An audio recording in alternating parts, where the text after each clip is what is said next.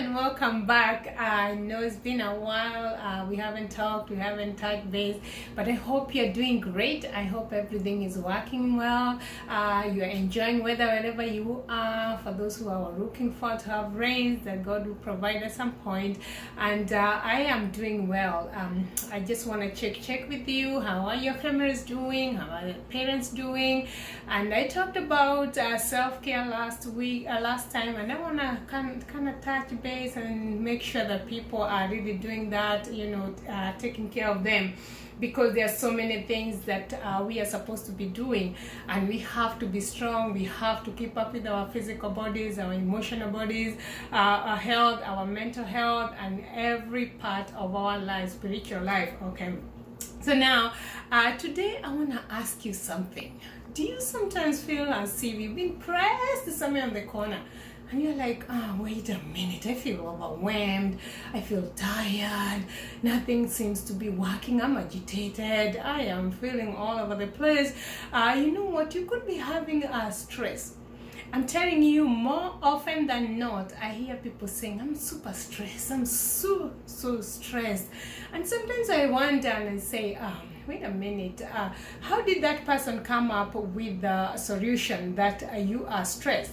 Did you check physically? Did you check emotionally? Did you check behaviorally? So how did you find out that you have stress? So today I'm touching about stress, and hopefully I will talk about stress management. So what is stress? People talk about stress all the time, but I want to give you the definition, more especially from the psychological point of view. Stress is a way of your body trying to keep up with the demand or threat. Maybe you have, say for example, you are walking and a lion came out of nowhere. Something tells you or something kicks on. You could be very tired walking slowly, but if something happens, a danger shows up somewhere, you just find yourself either jumping or just running.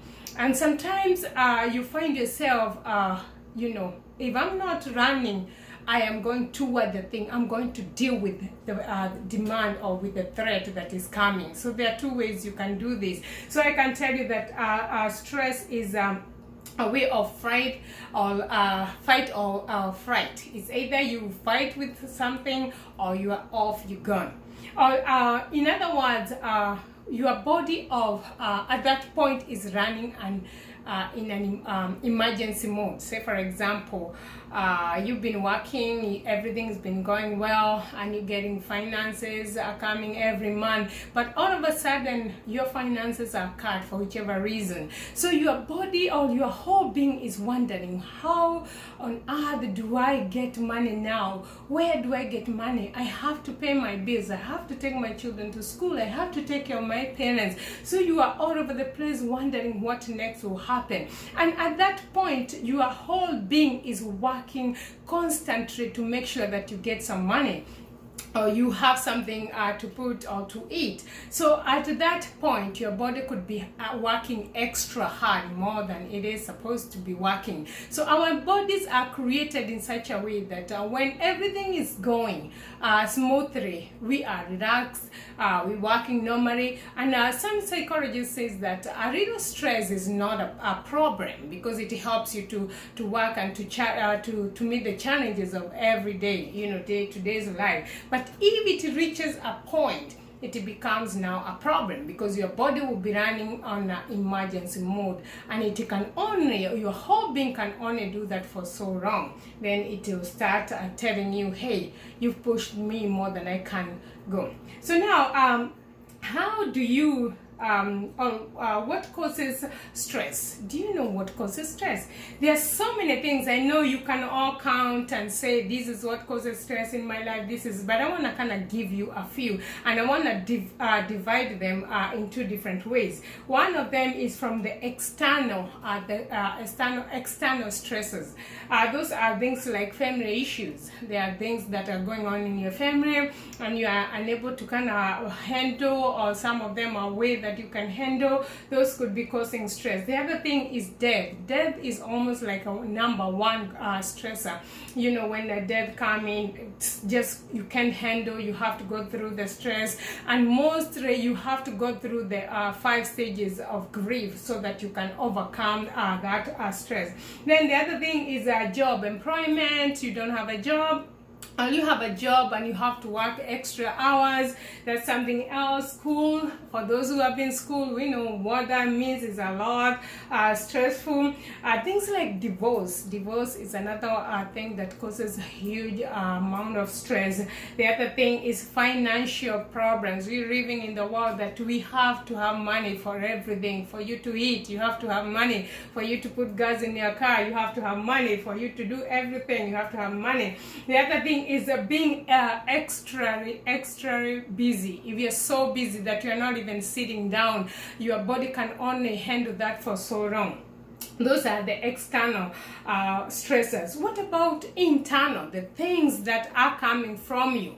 The other one, you might not really have much about it, like you're not the one who is starting them, although you are supposed to know how to deal with them. But then the other problem is when you're the cause, when you're you are the cause of the stresses in your life. That's kind of tricky. One of them is lack of boundaries. When people don't have boundaries, you let people in all the time, you let people out all the time, you're all over. So you have to say, this is what I said. My no is no, and my yes is yes. Let me give you an example. If you are a person who goes with everything that comes your way, somebody tells you, you know what, I'm coming to visit you, and you have 10 minutes to go to work. You're like, okay, I'm going to work, but you can come.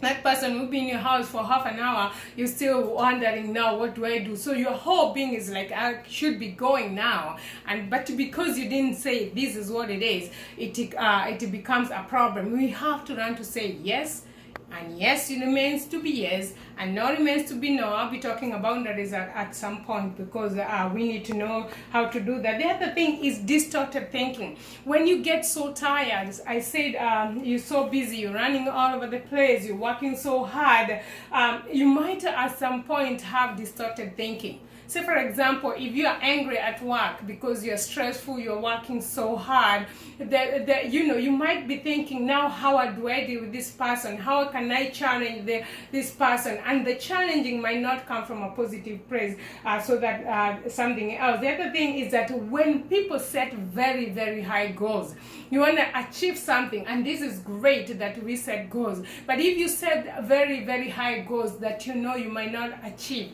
that is not good.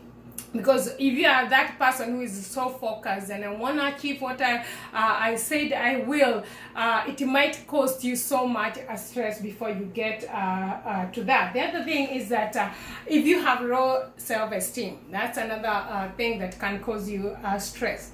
Now, how do you know or what are the symptoms of stress? I want to divide this in 4 parts, but I only mention them. I'm not going into details of them, but next time hopefully I will talk about them in details. One of them, we have to know how we feel, what is happening in our lives physically. We always clear the first thing physically. How do I feel? How is my physical health? How is my whole body telling me you are stressed? You need to know that. The other thing is your behavior. So when you are stressed, how do you behave? The other thing is your emotional life.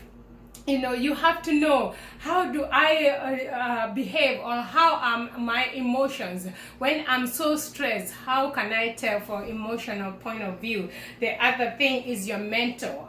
Do I have distorted thinking? Is this distorted thinking coming from my stress? So you need to know all this bit by bit, because sometimes we say, I'm so stressed, but you could be having something else. So if you cannot tell me, if I ask you, you're telling me you're so stressed, so how do you know that you're stressed? If you don't know how to divide in those 4 parts, you might not be diagnosing yourself very well. So I will be talking about those points, and also go into details of how can we deal with stress. But meanwhile, just get to know what are your stressors. We need to deal with stress. We're living in the world that is so fast. People are running, working, taking care of children and all these things. So we need to be healthy and to avoid stress at all costs. Thank you and have a great week. I love you.